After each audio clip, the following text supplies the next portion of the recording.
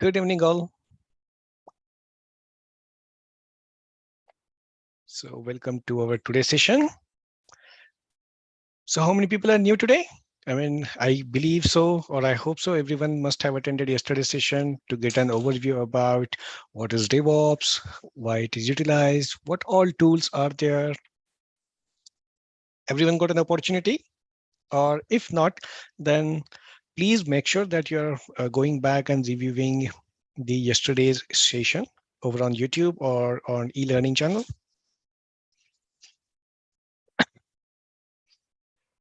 Okay, so I will take a minute to settle down, and let's wait for other people to join, and we will start in a minute only.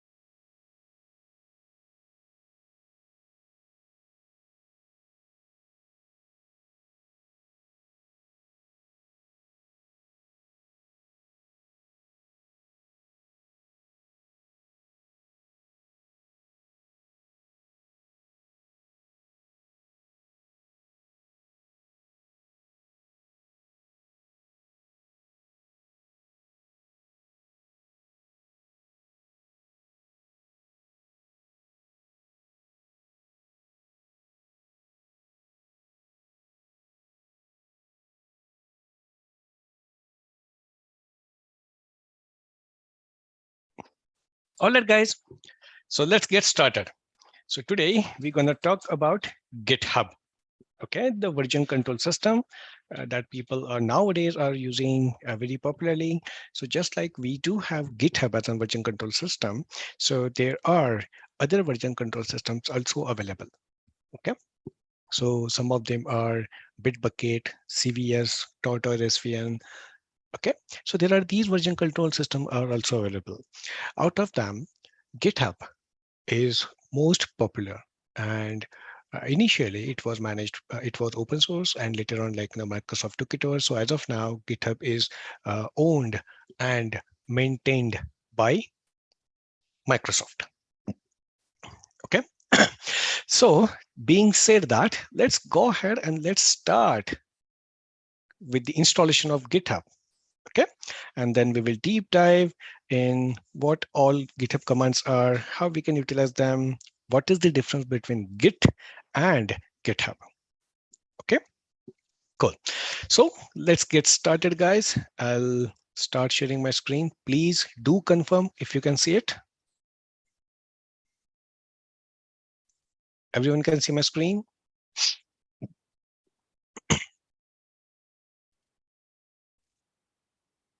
Perfect.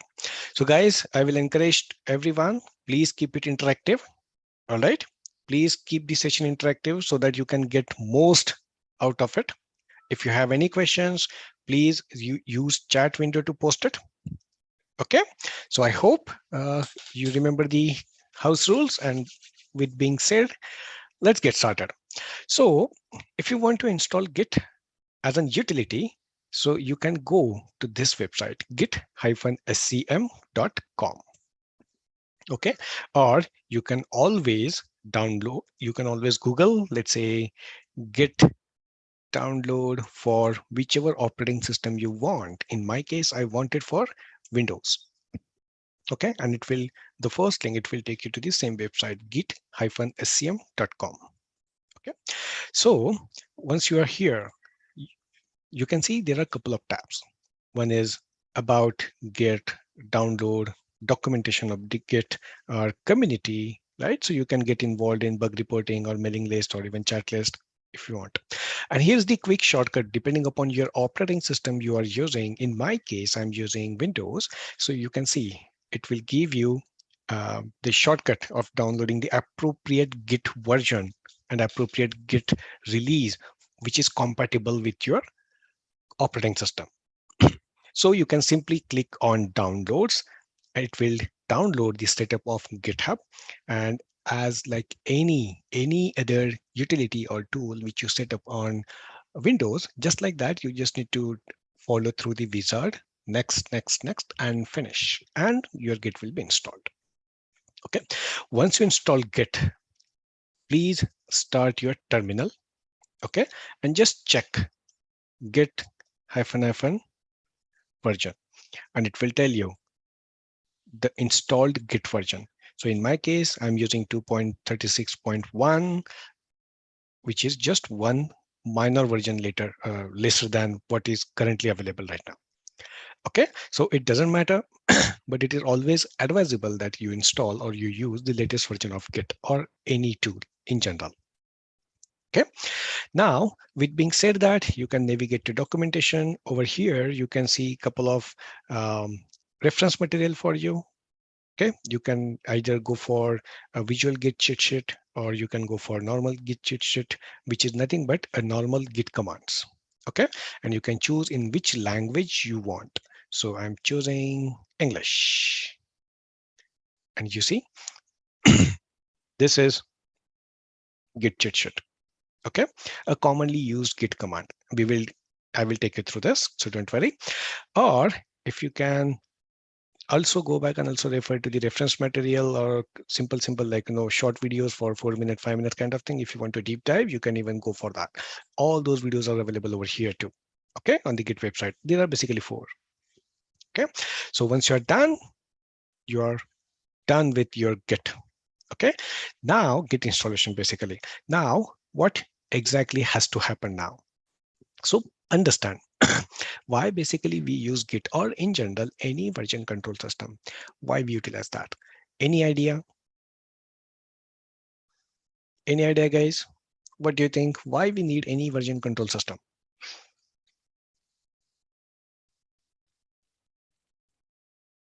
Anyone? Any response?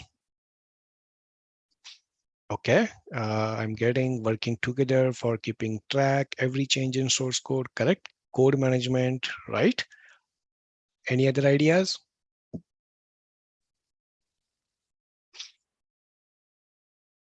Come on, guys, I'm lacking your responses. Come on, please respond. Code updation, okay. So basically, why we need or any version control system? So understand the scenario, right? So let's say you have a couple of developers over here in one team, working in one team, or even across the team, probably in person or virtually you're working in a team, right? There are plenty of developers. Okay, I have just for simplicity, I've just created 4 developers. In reality, you might be having hundreds or 500 or even thousands of developers working in any big organization, right?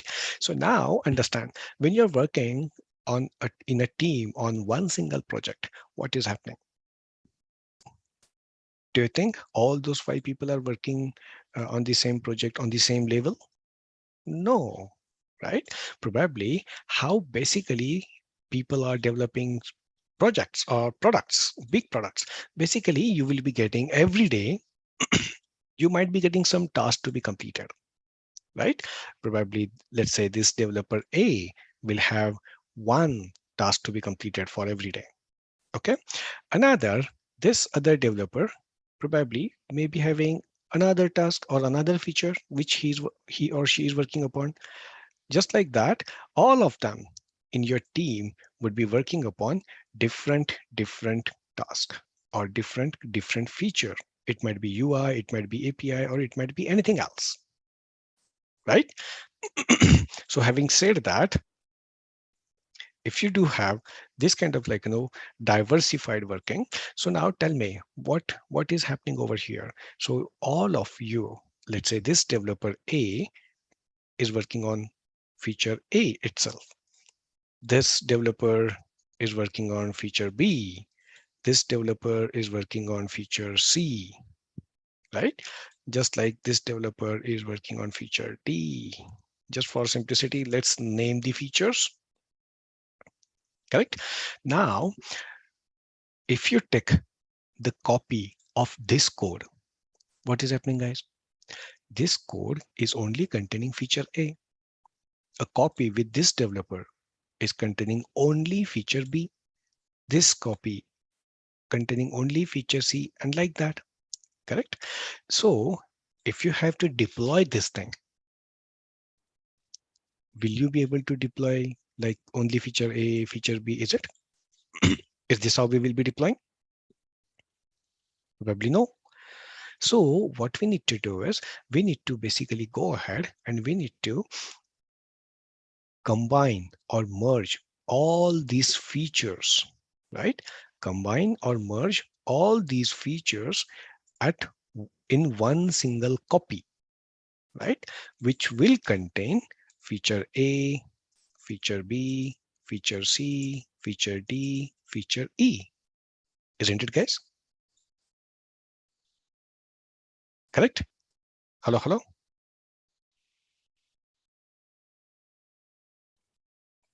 Guys, you're with me, right? So you will have to merge all these copies, correct? So basically, now when you are merging all these copies and everything, there are multiple or different kinds of operation actually you are doing. If you visualize this, okay, understand. There are multiple types of operations which you are doing. So first of all, understand locally how you are doing this. Locally means this developer is working on this copy over locally on this machine only, correct? Right? On this machine only. So let me just redraw it so that you can perfectly visualize.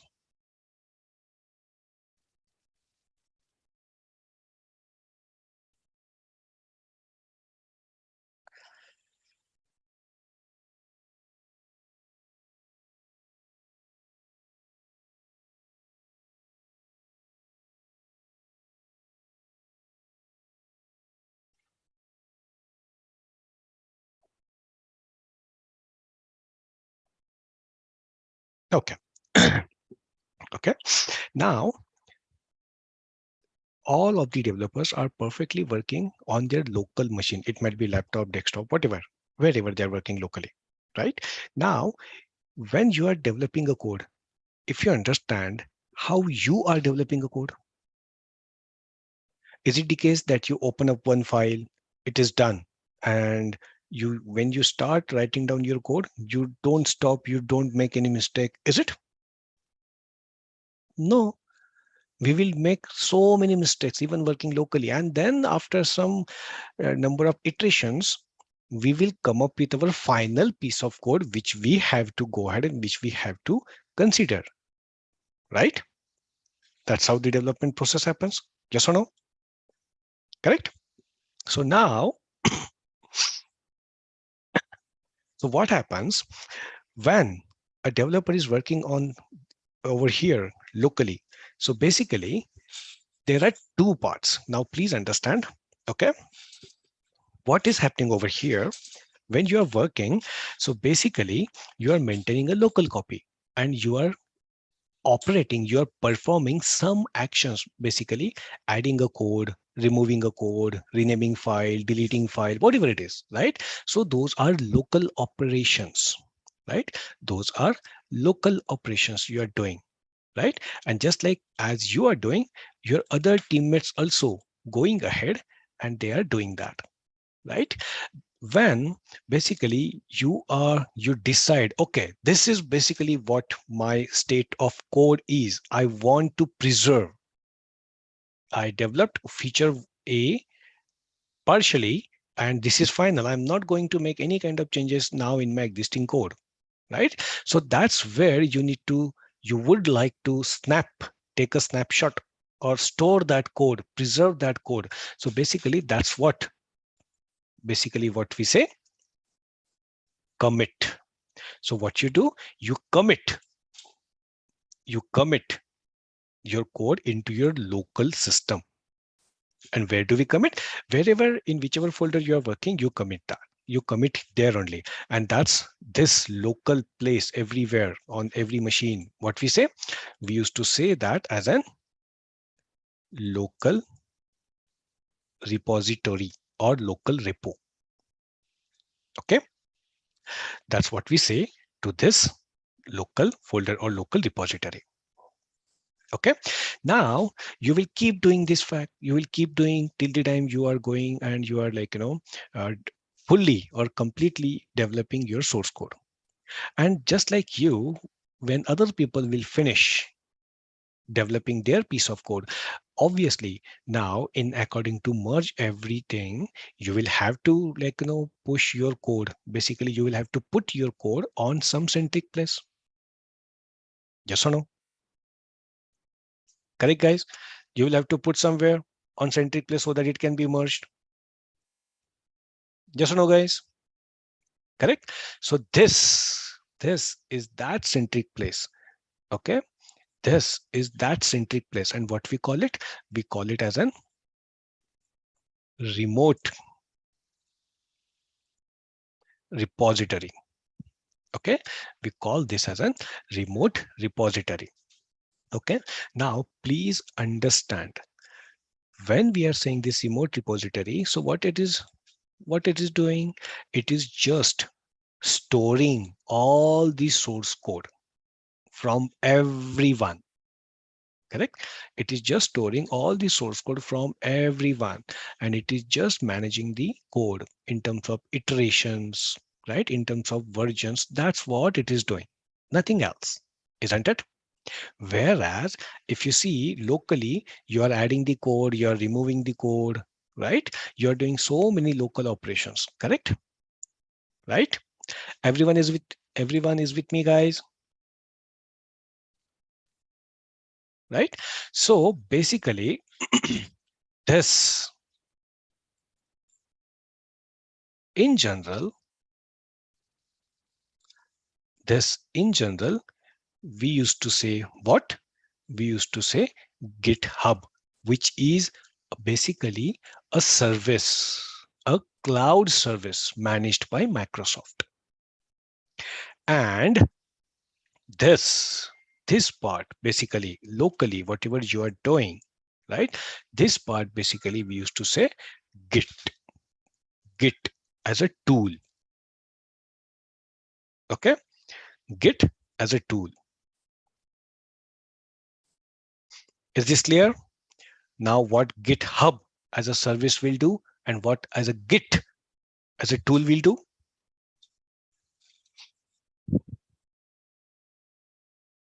Correct? Everyone is clear with this? Anyone has any doubts till now, guys? Any doubts?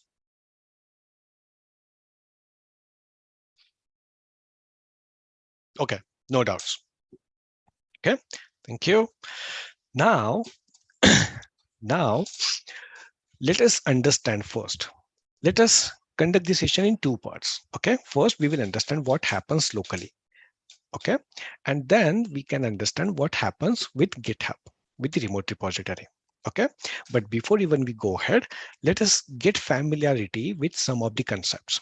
Okay, so now you understand.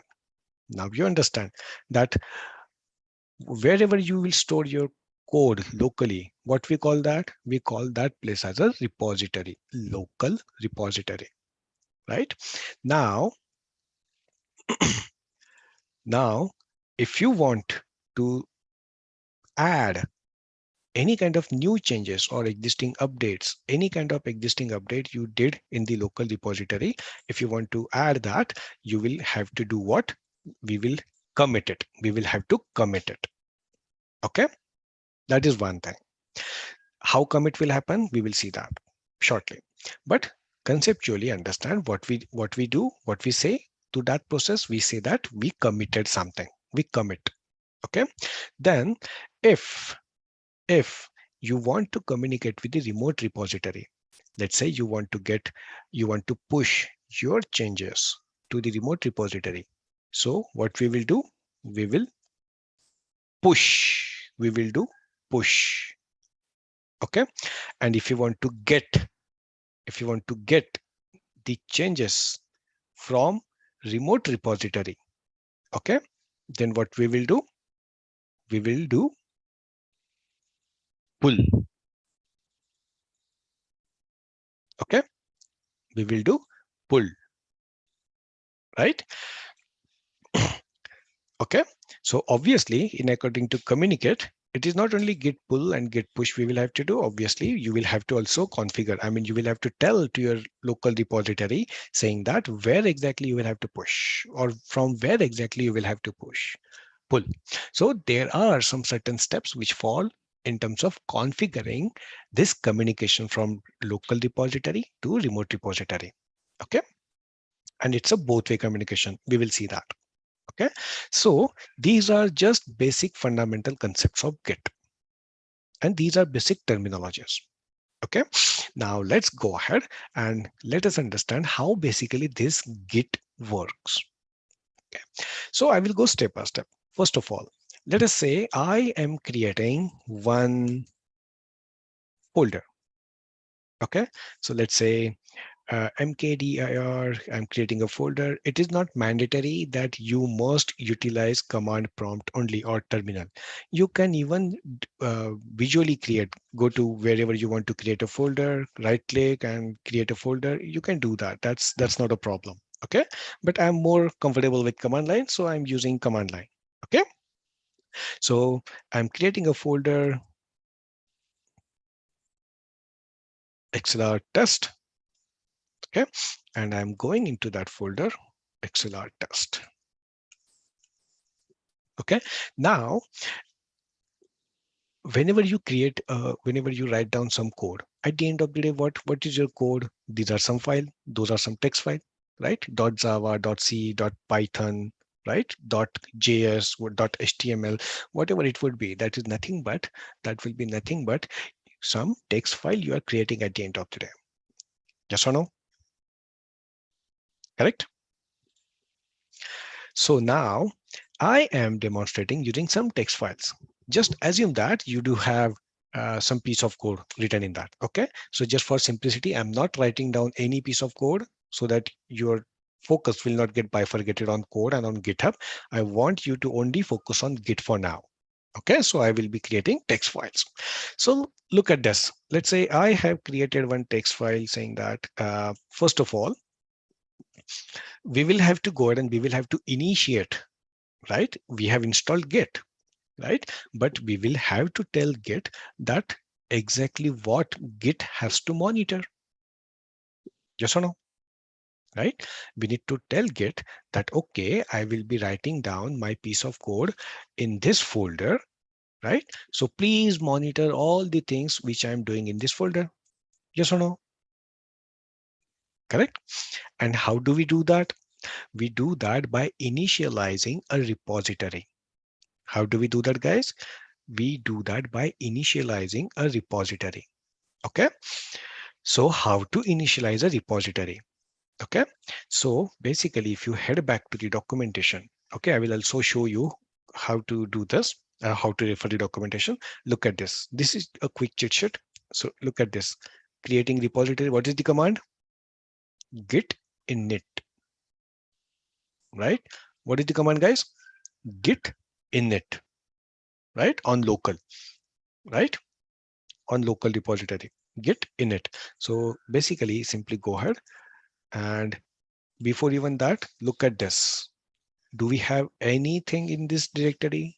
Do we have any file, any directory in this?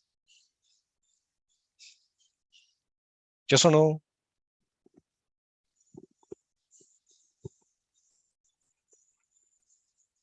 Guys, can you respond? Nothing, right? So we do not have anything, correct? No file, no folder, correct? Thanks for the response. Okay. So I am now initializing a repository by simply executing the command git init. Okay, git init. And you see, it has initialized an empty Git repository. And look at this, what path it is giving me.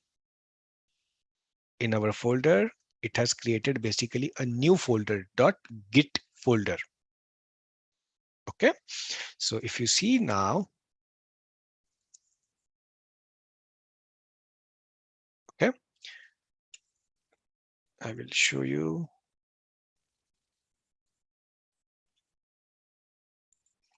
If you see now over here, one file, one folder it has created.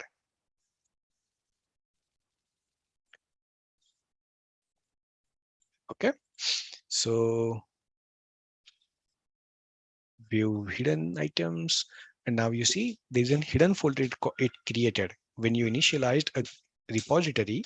When you executed this command git init, what it did, it it created a .git folder. And what this .git folder will contain, this .git folder will contain all the information which is required for your repository. For example, remote repository configuration, or whatever files you have committed so far, their delta, their differences, right? Everything will be stored in this .git folder. Okay, and why it is kept as an hidden by default? Because if you tamper with this .git folder, then your repository may even get corrupted, because Git will not be able to identify anything, right? So it is very much important that you understand, or that you do not tamper with the details are stored in this .git folder. Okay. All right. So now I will show you. Look at this. We have initialized the repository, and now if you want to know the status of the repository, meaning what is there in the repository, show me. And for that, the command is git status. You see, by default, now it is saying no commits yet, nothing to commit. So it means there is nothing. Repository is empty.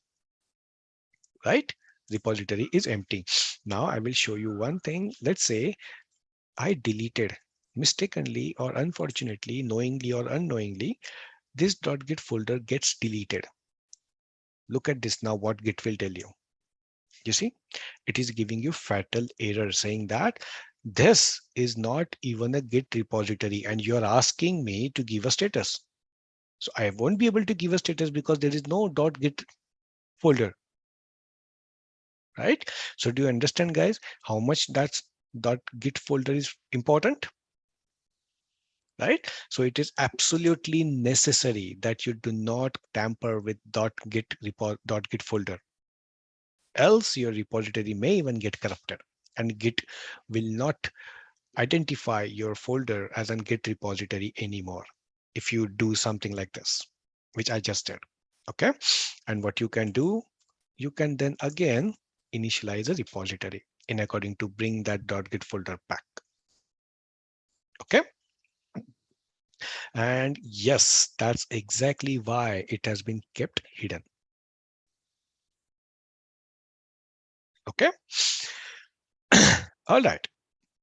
So now let's go ahead and let's create our first file. Now it is and Git repository, because we have initialized it one more time. Now by initializing a repository, we asked Git to keep an eye. We asked Git to keep an eye on this folder. So let's say Git is now watching for whatever actions you're doing in this folder, whatever files, folders you're creating. Let's say I'm creating feature one.txt as an my new feature, and I'm saying hello, this is my just assume this is my code. Hello, this is feature one. I'm saving this and I'm closing this. Okay, so now if you see, we have created one file over here, and now if we say git status, you see, now Git is telling us that, boss, there is one untracked file, and this is the file name. And why it is saying untracked? Okay, so let us now understand what happens. Okay, so let's say, okay, I want Git to track this file. So what I will do, I will say git add. Okay, git add means what? It will be added to the Git staging area. Okay. Now what happens? Look at this. Okay. So if you want to add one file, say git add and the file name. You can even add multiple files or multiple folders by uh, giving space and give another file name, feature2.txt. If you have that file has to be exist. I mean, that has to exist first. Okay. Or let's say there are so many files and so many folders. So if you want to add everything in this folder, just say dot, meaning whatever is there in this folder, add everything as of now. Okay. So add that. Once you added that, you can commit it, meaning what? You can ask Git to take a snapshot. Okay. Do you understand snapshot? Snapshot means literally a snapshot, meaning what? Remember everything which is there as of now.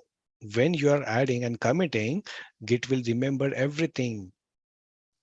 Everything means how many files were there, what was the content of that file, how many folders were there in that folders, in subfolders, how many files were there, everything it will remember. Even if you have given any dot, it will also remember that. Everything it will remember when you say git commit. So I'm committing one thing. I'm saying git commit and give your message -m, meaning what you're asking Git to remember. I'm saying feature adding feature one. Okay, gives a meaningful message. And you see now it has created one commit, and this is your commit ID. Okay, now if you say git status, look at this. What it is saying? Nothing to commit, working tree is clean. Okay, meaning what? Whatever is there, Git already knows everything about it. There are no changes. Since last commit, there are no changes. Okay, so now understand, guys, what has happened in the background. Okay, everyone is with me? Please confirm.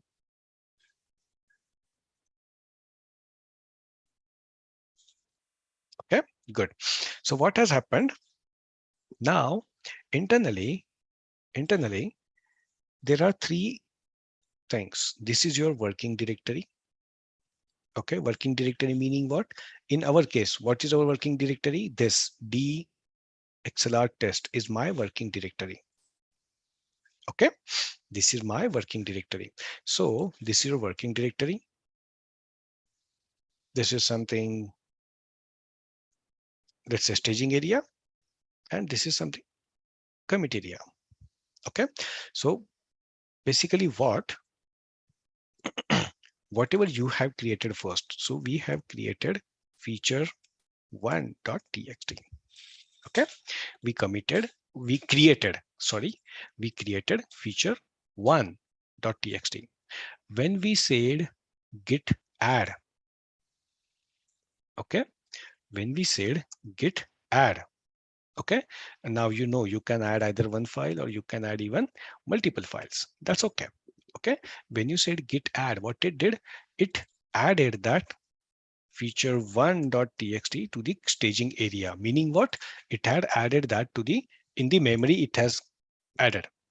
Okay, and when you said git commit, okay, when you said git commit, it basically captured that data. Okay, it captured that data and it stored it into its own memory, basically where?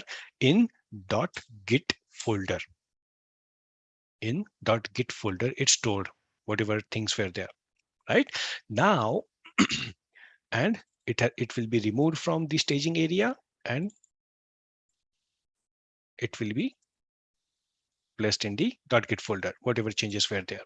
This is what we say commit. Okay, and every time whatever you will commit, either one file, one folder, it will create some kind of commit ID like this. Okay, some kind of commit ID like this with the message which you have given. What message we have given? Adding feature one. Okay, this is your first commit you did, right? Okay, is this clear?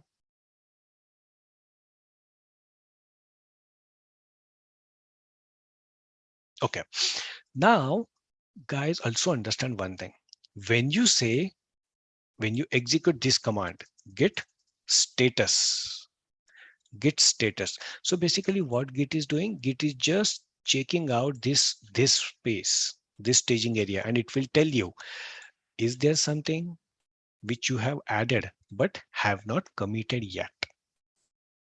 Is there something like this? If yes, then it will give you that particular file, or it will give you the name of that particular file. That is the first thing Git will do. Or what it will do, it will check this and it will also check this. Okay, for example, now you have created another file, feature2.txt. So now what Git will do, whenever you will execute git status, first it will check this staging area. Is it there something which has to be committed? If yes, it will tell you to commit that. Or it will also check your working area. Okay, now you have feature 2. So what git will do, git will check all the commits you did so far. Git will check all the commits you did so far. So right now we have one commit, this one, right? So what git will do, git will check that commit. How many files were there? Feature1.txt. Does git have any information about feature2.txt file? Does it have? It do not have.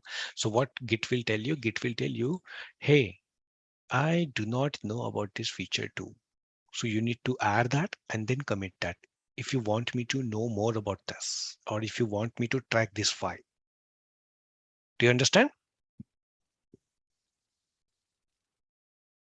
Okay, everyone. Perfect. Okay, now let's do this in action. Let's say I am creating another file, feature2.txt. Okay, and I'm saying, hi there, this is feature 2. I'm saving this. And now if you say git status, look at this.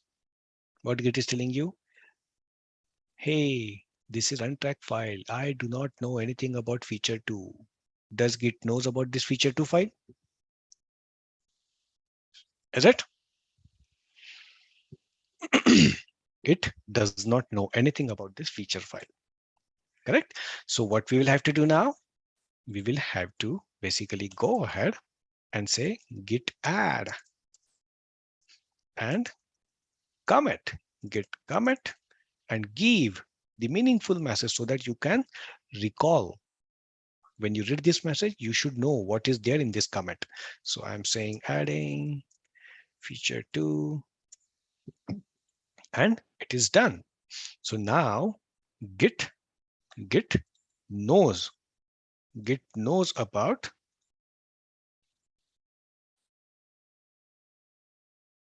your feature 2 file. Correct? So this is your feature 1 which has been committed, right? And now you added feature 2 with this message, adding feature 2. Correct? And the commit ID was this one.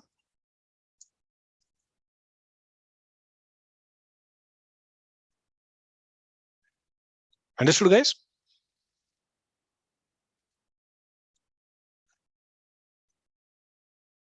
Perfect.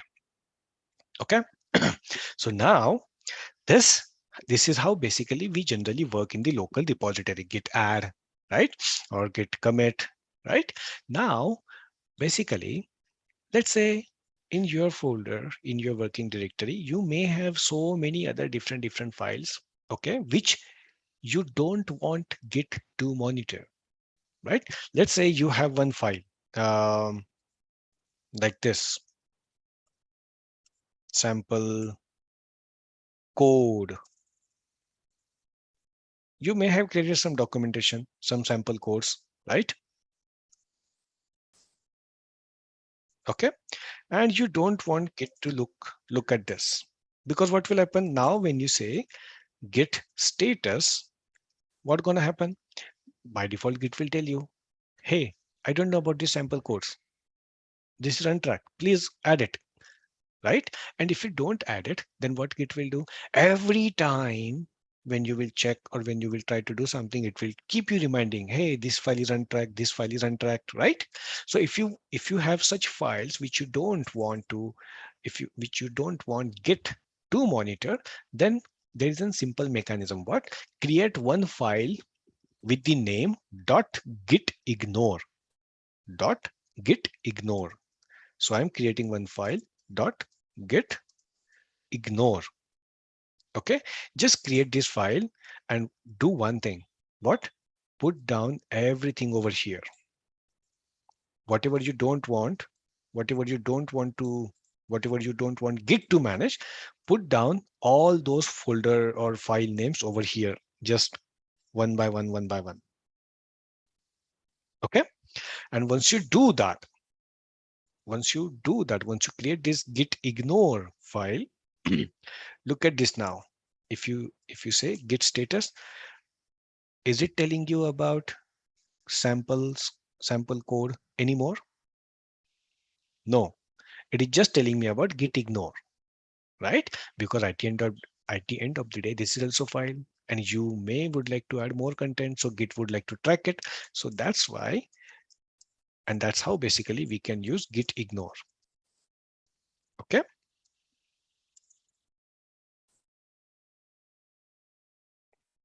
Adding git ignore file, and I have created another commit, right? And if you see git status, working is clean. Is this clear, guys?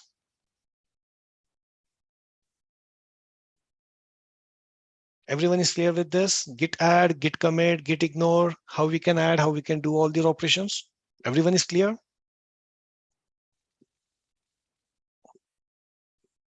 Come on, guys. I do not have responses. Come on. Clear? Do we have any doubts till now?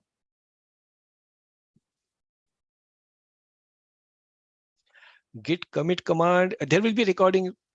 Please, after the session, you will get the recording, so you can read it and you can listen to all these things all over again, right?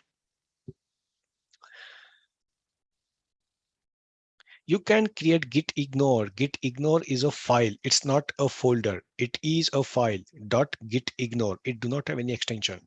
Okay. Git ignore is a file. You can create it either manually, right? Or even anyhow you can create it. That's fine. Okay. Perfect. So now let's move ahead. So now understand one thing, guys. So what is happening over here? When you have multiple people working on this, right? How do you do? How do you develop? You may have multiple different features to be developed. Yes or no? Correct. Let's say you have different modules or different environments of a project or a product you might be working upon. So different module means, okay, you might have like let's take an yesterday's example. Let's say you want to develop a social media website. So you may have like comment as one module, right? Share as one module, correct? Chat as one module, correct? You may have different modules, right? So for different modules, and you may would like to work on all these three modules parallelly, right? So obviously, in such cases, what you will do, you will have to keep code related to comment module separately. You will have to keep code related to share module separately. You will have to keep code related to chat module separately. Yes or no? Correct? Right? So if you want to do that, that's where another feature Git provides, which is called as an Git branch. Git branch. Okay. So now, by default, when you initialize a repository, Git creates one branch, which is Git. Git creates one branch, which is master. Okay, which is master. If you want to see how many branches are there, the command is git branch, and you see master.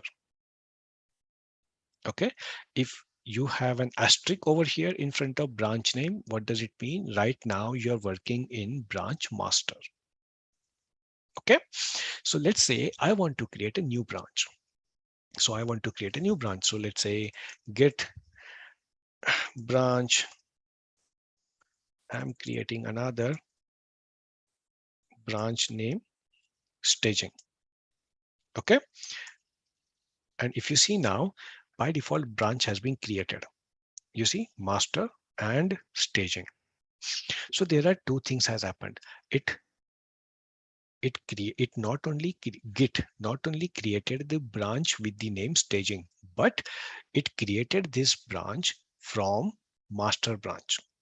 Why from master branch? Because when we executed this command git branch staging in according to create a new branch with the name staging. So on which branch we were by that time? We were on master branch. So by default, the Git's behavior is it will copy the content of existing branch and it will create a new branch from that existing branch. In our case, staging branch got created from this master branch.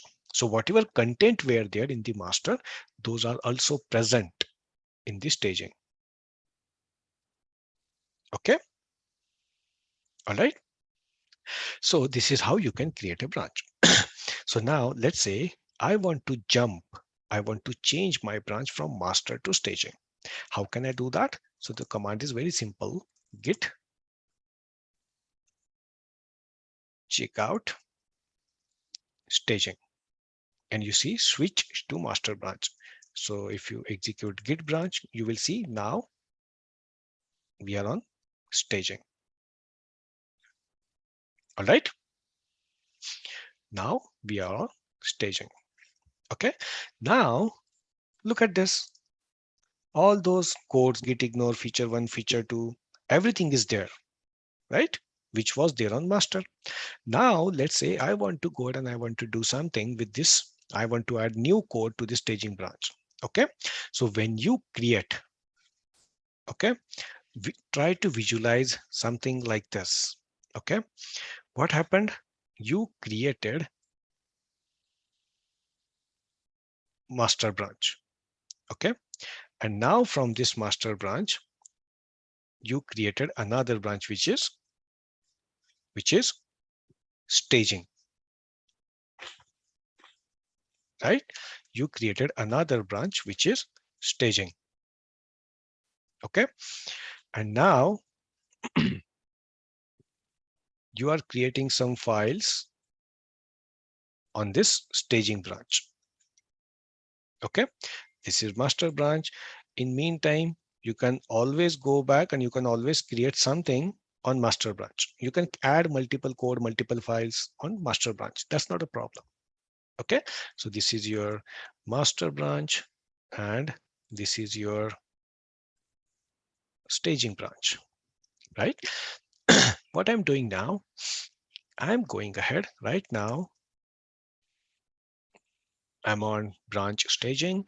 I'm creating one new feature over here. Let's say feature 3.txt. Okay.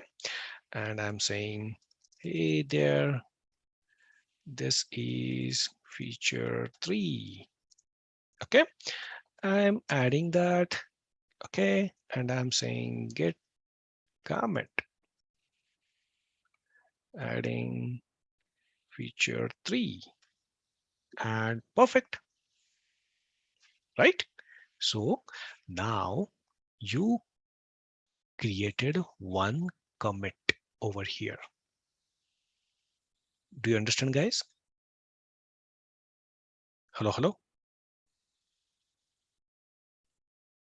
Everyone? So you created one commit over here, right?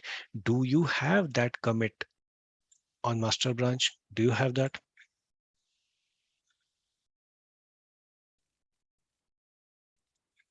Do you have that commit over there, guys? You created one commit over here, right? Let's say this is your commit. So on which branch you have? On staging branch you have, right? So if you practically understand now, if you do you see this feature 3 over here?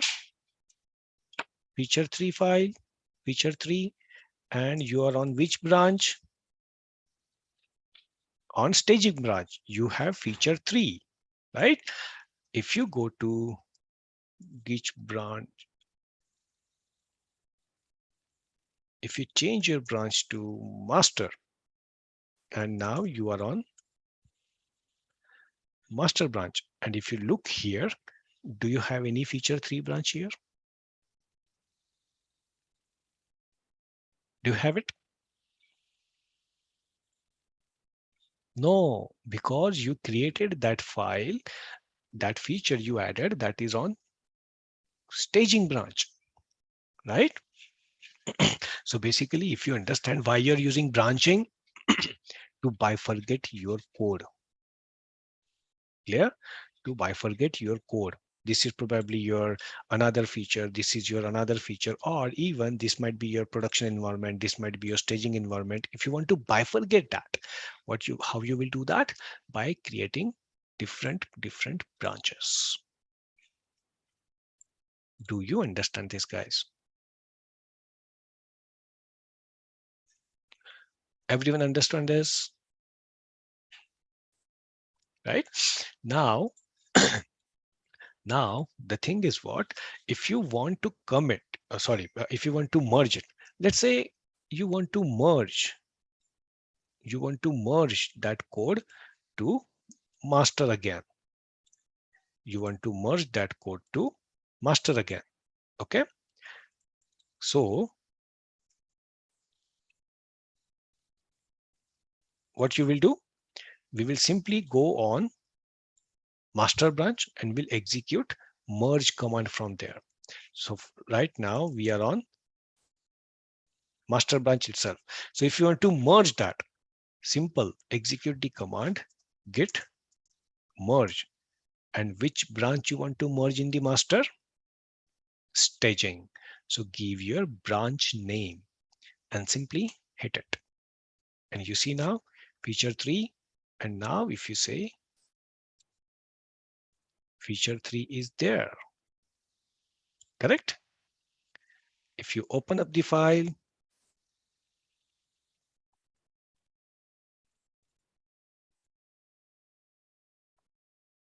that was the exact file you have created. Yes or no? Correct? So this is how basically you can go ahead and you can create another branch and you can add your separate code. If you want, you can merge it back with any other branch. Okay. Everyone is clear, guys, till now? Do we have any questions? So, okay, we do have one question. Usually what kind of branches are generated in real time? So in real time, basically it's totally depending upon you. So what you want to call that branch, any meaningful name you can give it to your branch. Let's say that depends that how your team is deciding how you should create a branch. That's what we say branching strategy. Probably your organization or your team would decide and say that, okay, we will create branching strategy as per modules. So you will use module names, right? Like, share, login, these kind of modules, right?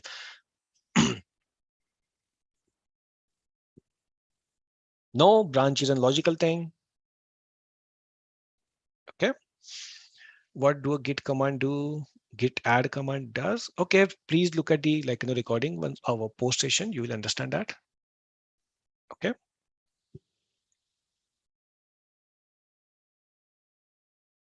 Cool. Any other questions, guys?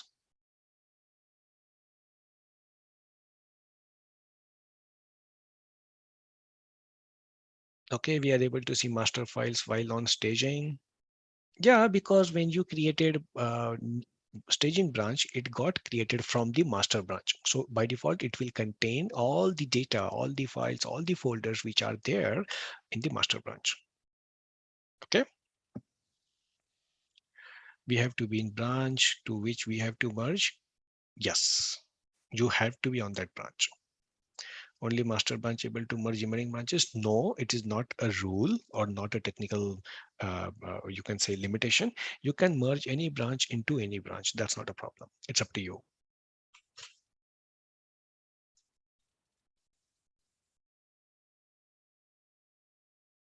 How it works like feature by giving in Notepad?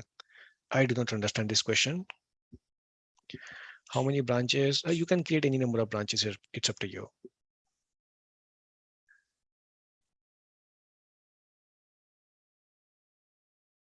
Any size limit that is specific to repository. Okay, the remote repository you can. We will talk about this. Okay. Can see it by UI tools. Yes, you can use even Git UI tool, Git Bash. You can use. I'm using this Windows terminal because I have installed Git. If you want, you can execute same set of commands using Git Bash, or if you don't want to play around, you can even use UI. That's not a problem. It's up to you.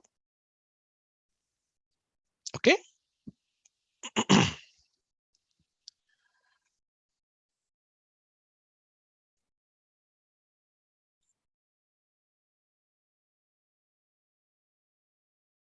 Perfect. Okay, last question I am having.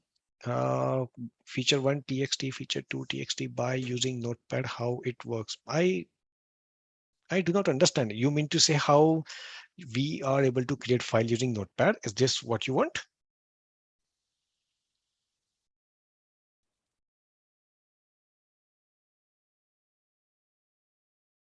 Okay. Yeah, we have seen the installation. Okay. Perfect. When we create a branch, we right now we are working locally. So everything, whatever we have done so far, that is basically happening locally on local repository. This is what we say local repository. Okay. And this is a basic foundation of Git as a tool. Okay. Perfect. So now, guys, let's take a quick break for 10 minutes. Okay. And we will come back by 8:10, and then we will start exploring GitHub, the remote repository. All right. So let's take a quick break of 10 minutes and we shall resume by 8:10. So I'm just putting down the timer for 10 minutes.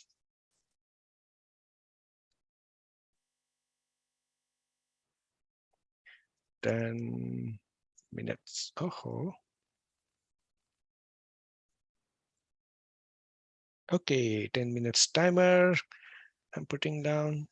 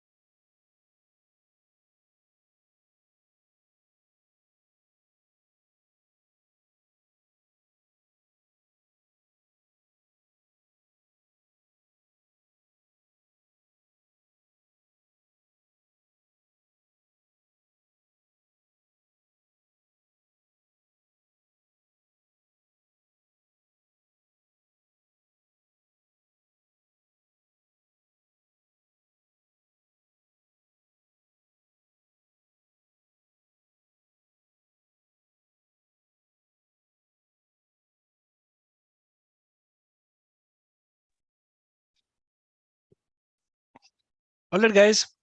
So let's get started then. Okay. So let's go ahead and now we will be using GitHub as our remote repository service, which will store our source code. Okay. So go to github.com. Okay. And if you do not have an account, what you will have to do is basically just sign up. Okay. Click on sign up, or you can simply put your email address here. Okay. And then just put down your email address, which you want to go ahead and which you want to create an account for. So I'm putting down helping people to learn.com. Okay. And simply say continue, and it will ask you for your first name, last name, and everything else required details to create an account, and it will create your account immediately. You may get an email for your for verification purpose. I meant to verify your email address. Okay. So please go ahead and open up your account. It is completely free. In my case, I'm already having an account, so I'm using my account basically to log in. Okay. So I will give you a brief introduction to the GitHub UI. So basically, here is the place. This is your GitHub UI. So you can click on the icon, and it will bring you to your account dashboard. Okay. And here are your, at the left hand side, you will be able to see all your repositories which you have created so far. Okay. So if you want to find the repository, you can find it from here. Okay. Like this, you can filter it out. And if you want to create a repository, new repository, you will have to create a new repository from here. Okay. So let's say before even do that, we will have to do two things. Okay. First, you will have to configure your GitHub, which you have created. You will have to configure that with your username and password. If you want to communicate with this remote repository from your local machine, meaning from this local repository. So in according to configure, there are two ways. Okay. So there are commands basically. So first is you will have to put down your username, and then you will have to put down your email. So I'm saying git config. Okay. Git config user name and give your username. Okay. So let us check what username I have given so far. So okay, helping people to learn. So I can use basically anything. So ExcelR and test is my username. Okay. Now, if you use this command git config username and whatever username you have given so far, make sure, okay, make sure guys that this config will git config command will configure your username, okay, and email address just for this repository. Okay, just for this repository. If you want to configure username and password for all the repositories across this machine, then you can utilize one switch, which is global. How? Simply say git config global. Okay, git config hyphen global user.name and whatever name you want to put in, provided now all across the machine, I mean this laptop, whichever repository you will create anywhere, whichever repository you will create anywhere in this laptop, now by default Git will globally use this username and the email address which we will provide shortly. Okay, understood? If you have multiple users in multiple repositories, then do not use this global switch. Okay, and simply hit enter. And now I'm providing git config global, and I'm saying user dot email and give your email. So I'm saying helping people to learn at gmail.com. Okay. So simply put your email address, which you have utilized for your account, your GitHub account. Okay. And just done. Okay. Now, the second important thing which you will have to do, if you want to communicate with the GitHub, you will have to put down your SSH key into your GitHub account. So there are two parts. First, how to create an SSH key. And the second part is how to put it on GitHub. So in according to create an SSH key, just go ahead, SSH and keygen, SSH hyphen keygen. Type, just enter it. And by default, that key will be stored on this path. I'm saying, okay, I already have a key. Do you want to override? I'm saying, yes, I want to override. Yes. It will ask for passphrase. Do not provide any passphrase. That's fine. And key has been generated. Okay. So go to this path and you will be able to see your key. So I'm putting down, I'm creating, basically I'm going to that path, SSH. Okay. And it has opened and this is the key .pub. So you will have to basically do what? You will have to simply copy this key, open in Notepad file, copy Control A and Control C, copy, and go to your account settings.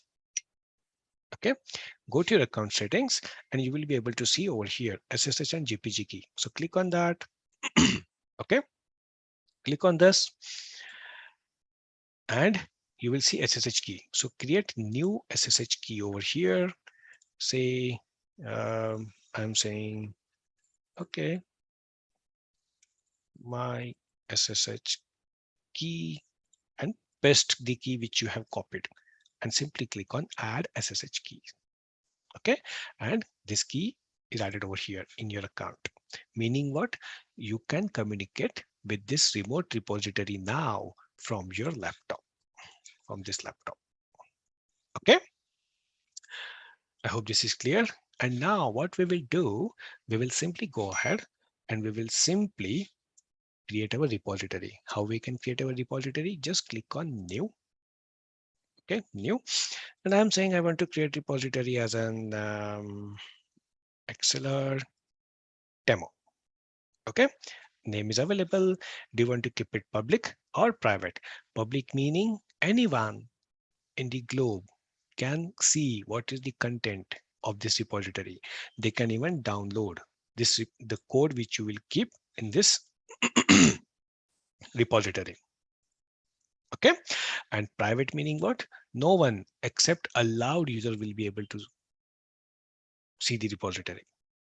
Okay, so as you have already kept the key, it is private.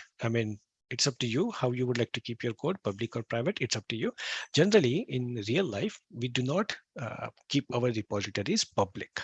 Okay, if you keep your repositories public, as you know, as I told you, everyone will be able to see or download the content. They won't be able to modify the content within the repository. Okay, in private, they cannot even see the content. All right, I hope this is clear. So I'm choosing it private and simply say create repository. Okay, and by default, obviously, if you want to add ignore, git ignore, or if you want to say add readme file, what this repository will contain, and this readme file, whatever content of the readme file, you can even give that. Okay, if you have any specific license to be followed, there are open source licenses like MIT license, Apache 2 license. You can even choose the license. If it is not mandatory that you all must choose the licensing, so keep it none and say create repository. So as long as you create a repository, here is the SSH URL for the repository, okay, which you will use. Okay, and here are simply Git will give you simple commands or simple snippet. If you want to manually add all these files and everything, so just upload existing file through UI, or you can even create a new file over here. That's how you can go. If you want, you can simply do like this on your laptop, right? So they create one file, readme, right? And simply add, commit, and simply push it down. Okay. Or if you want to configure your repository, do like this. Okay, in our case, we already have an repository ready on local, right? We already do have a repository on local and we want to push our content. So just copy this command. So basically you just need to add remote origin. So let's say git remote add origin and give your repository URL, which is nothing but your SSH URL of the repository. Okay, so I'm executing this. Okay, it has been added. Okay, and now this git branch -m is like, basically it is asking that consider main as your main branch. Okay, main and as your main branch. Right now, I'm not configuring that. And what I'm just saying, simply push everything, right? If you want to push your content from local to this remote repository, what you will do, simply use git push. Okay, so I'm simply saying git push remote. Okay, I failed to push some reference to, oh, sorry. Git, we created origin. So I will use git push origin master. Okay, what does it mean? I'm pushing down, understand this, by adding a remote repository, right? What we executed, git remote add, meaning what? Add remote repository. Which repository? This repository. Add this repository. Okay, by which alias? By this alias origin. Okay, that's what the command was. And now we just pushed our content by what? Git push origin master, meaning what? We are asking git to push the branch. Which branch? Master branch. And where we want to push? Origin. Basically, it is an alias to this repository which we created while configuring the remote repository. Okay. All right. So I hope this is clear how to set up, right? Now we have just pushed the master branch which we had on local. Now, if you refresh over here, do you see there's a master branch which got created and it is already having all these features, feature 1, feature 2, feature 3, correct? Right, guys? Okay. So if you want to go ahead and if you want to, let's say, push the staging branch as well, simply do git push origin. And now what we need to do, staging branch. So git push origin staging. And now if you again refresh over here, do you see 2 branches? And do you see master staging, right? And in staging, you will have same content. So let's modify something. Okay. So right now I am on master branch. I will add new feature, FEATURE feature 4.txt. And I'm saying, hello there. This is feature 4. And I'm saving this. Again, I need to do git add and then git commit. And I'm saying adding feature 4 commit. And now where it has been committed, guys, this commit has been made on my local machine, on my local repository. Correct? So is it here as of now? If you see on master branch, is it here? No, because we haven't pushed it yet. Correct? We haven't pushed it yet.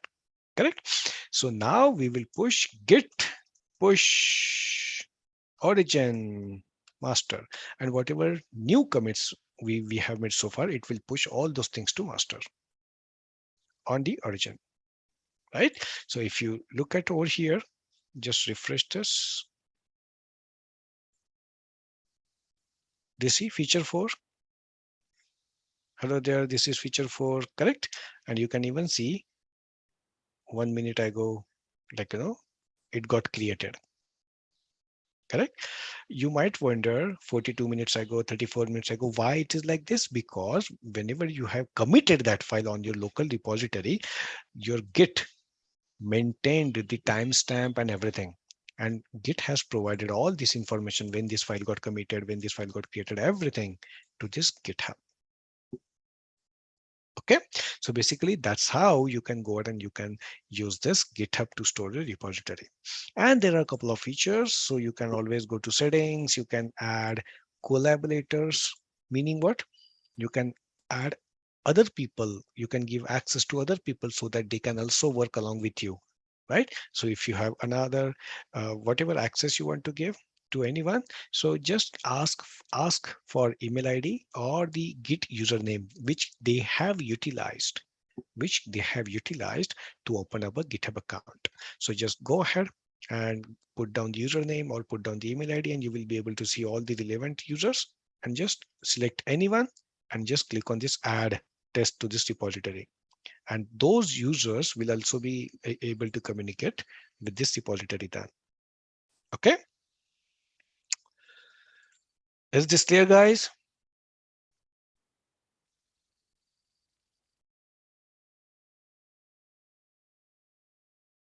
Okay. Perfect.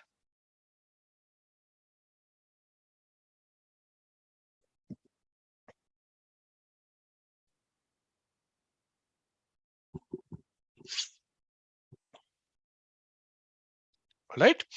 So that's what, guys, your GitHub is. Okay. And just like this, you can go ahead and you can basically use Git and GitHub to store or create your repositories, maintain your source code, or whatever codes or files you want to maintain with GitHub, you can do that. Okay. There are some certain limits, as someone has mentioned. So let me answer that quickly. So GitHub has a repository limit. So if you see GitHub plans, okay, or GitHub, go to GitHub pricing only. By default, for free of cost, you can create repositories, and what will be the maximum size, like 500 MB for public repositories. Okay, public or private. Okay, up to 500. Okay, if you go to Teams, so basically it is a paid plan from here, Teams and Enterprise. So maximum size of a repository can be 2 gigabytes. Okay, 2 gigabytes would be the maximum size in this Teams paid plans. In Enterprise, if you want, so basically there would be 50 GB of 50 GB of maximum repository you can have. So that varies. That varies from uh, service provider to service provider. For now, GitHub is having these limitations will keep changing. Okay, it may vary. They may able to they will be changing in next month, or probably anytime they can change all these limits. So please make sure to review the pricing before opting for anything. Okay, and just like GitHub, you will also have Bitbucket as one of the service provider, basically Atlassian, which provides Bitbucket. Similar service like GitHub, they might be having their own pricing plans, and accordingly they will be having their repository limits. Or for this remote, for local, there is no limitation. You can create any heavy repository up to hundreds of gigabytes. That's not a problem. Okay, I hope that answers. All right, guys. So that's what Git and GitHub is. Okay, so I hope everyone must have enjoyed this. So if you have any questions, guys, please shoot up. Okay, I have one question. Without these commands, can we make changes? I do not understand. Please type a full-fledged question, please. What mean by forks? Forks are nothing but you can fork a repository. Basically, if I have created repository, you can simply copy that and you can make it your own, and you can start contributing to that repository. That is what fork is. Attendance link, support team will give you attendance link. Okay. SSH keygen, just execute the command, follow the instructions which it will ask for, and just that's all. Okay. big project can handle the size limit on online GitHub to store. I just mentioned that. I just explained what is the size limit on GitHub, right? It's for paid, it is 2 GB. For free, it is, I guess, 500 MB. Okay, so the command is ssh-keygen. I will show you one more time. So the command is, if you can see my screen, in according to create ssh-keygen. Okay, that's the command. You can hit enter and you can generate your own commands. That's fine.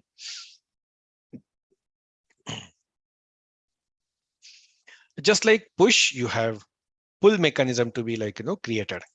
Okay, so if you have any report, let's say someone else have added something on master branch. Okay, let's say I am adding it from directly from here, add file. So I'm saying create new file. I'm putting down test.txt as my file, and I'm saying this is test file and commit that. So now if you observe, we have one extra code or feature on remote repository which we do not have on our local, right? See, we do not have on our local. So what you can do in this case, you can say git pull to fetch the code from remote repository origin master. And if you see now, it will fetch the code. You see, it fetched the code and it inserted one file. And now you have test.txt on your local from remote repository. This is pull mechanism. Okay, push and pull. All right. Do we have any doubts, guys? Okay. So for further educations, if you want to read more, obviously you can go through the documentation. Okay, and you will be able to see all those commands over here in the documentation itself. Okay, and you can go ahead and you can follow the rest of the commands. Okay, so thank you, guys. Thank you, and thank you for attending today's session. And I hope you must have enjoyed. Okay, so if you have any further doubts or anything else, please reach out to our support team. That's not a problem. So that's all for today, guys. Thank you. Thank you. I hope you enjoyed. Thank you. Thank you. I'm having nice comments. So thank you. And keep learning. And we will meet tomorrow. Okay, with the new tool. All right. So have a great time, guys. Thank you and bye-bye. That's all for today.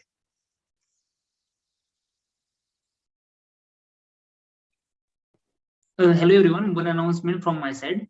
If you are facing any difficulty with LMS, then you post an email on edl@excelr.com. Okay.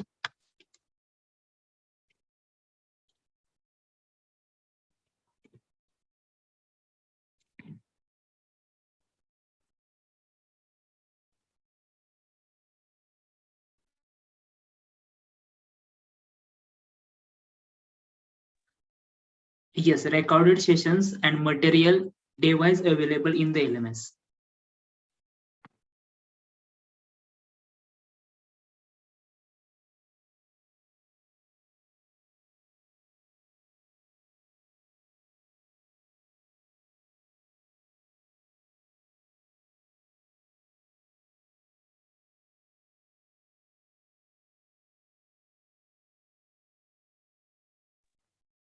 Guys, if you have any query, then please post in chat box.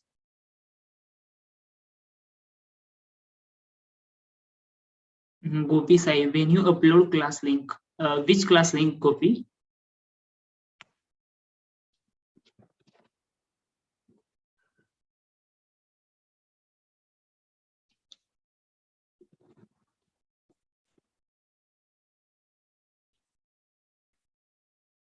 It's already uploaded, Gopi. Tirunath, share attendance link once again. Yeah, I shared it, Amar. Please share once again. Okay. Yeah. Yes, the all material will be uploaded within next 2 days. Don't worry.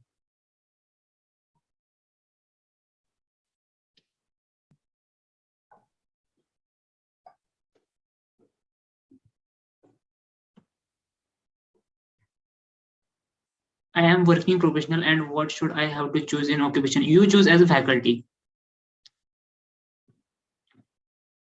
How to use LMS access?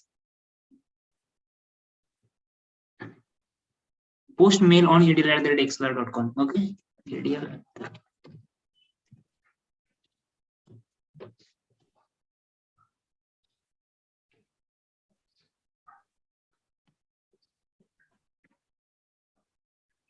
Sheikh Inamul R and Tableau certificates already shared on your email ID. Please check your email ID.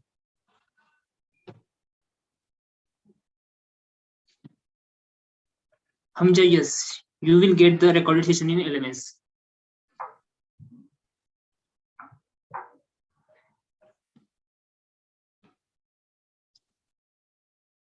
Tirnath, please push attendance link to everyone once again.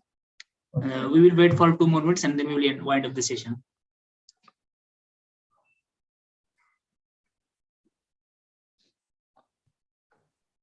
Sheikh Inamul, please drop a mail on edl@excelr.com if you have any doubt on certificates of R and W.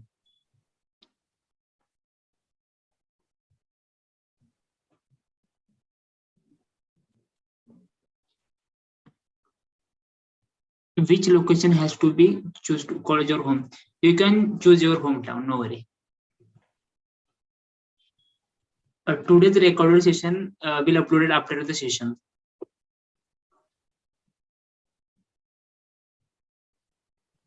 Kiran, recorded sessions is available in the LMS only. Sagar Bhoi, our daily attendance will show in dashboard. No, your attendance not shown in dashboard.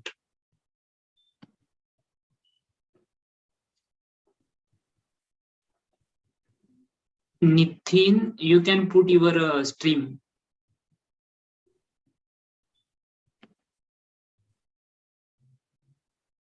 No, Rakesh, we are not uploading your attendance status in LMS. Yes, yesterday and today, both recorded sessions are available in the LMS. And also on tomorrow, we will try to upload the all material in the LMS. No, Nitin, no, there is no any problem. Yes, for certificate, 60% attendance is mandatory. You need to fill a 60% of attendance. Gopi Sai, yesterday I missed the attendance. What can I do? So there is no any option. You need to do all other remaining sessions. Sagar Bhoi, sir, what about the other language? Which language is Sagar?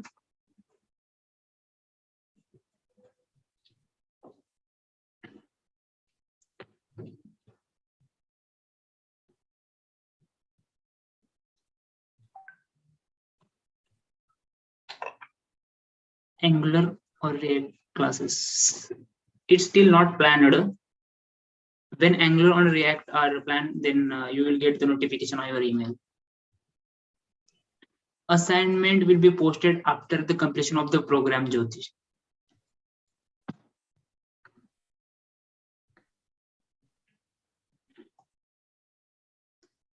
I hope everything is clear now. We wind up the session now.